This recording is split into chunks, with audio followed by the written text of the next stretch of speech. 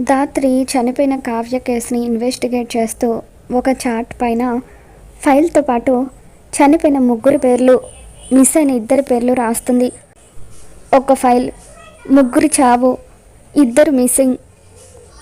రేకు పైన దేవనాగలి లిపిలో రాసి ఉంది. అసలు వీటన్నిటికీ ఏంటి సంబంధం అని చెప్పి ధాత్రి ఆలోచిస్తూ ఉంటుంది.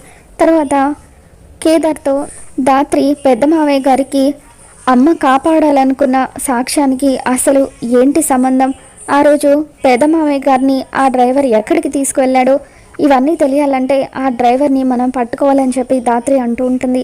తర్వాత కౌశికి, ధాత్రి, కేదార్ వీళ్ళు ముగ్గురు కూడా కారులో వెళ్తూ ఉంటారు. అప్పుడు సడన్గా ఒక వ్యక్తి బండి మీద వచ్చి బ్రేక్ వేస్తూ కార్ డ్రైవర్ని తిట్టుకుంటూ అక్కడి నుండి వెళ్ళిపోతూ ఉంటాడు. ఇక అతన్ని గుర్తుపట్టి కౌశికి ధాత్రితో, ధాత్రి ఆ రోజు నాన్నను తీసుకువెళ్ళిన డ్రైవర్ అబ్బులు అతనే అని చెప్పి అంటూ ఉంటుంది.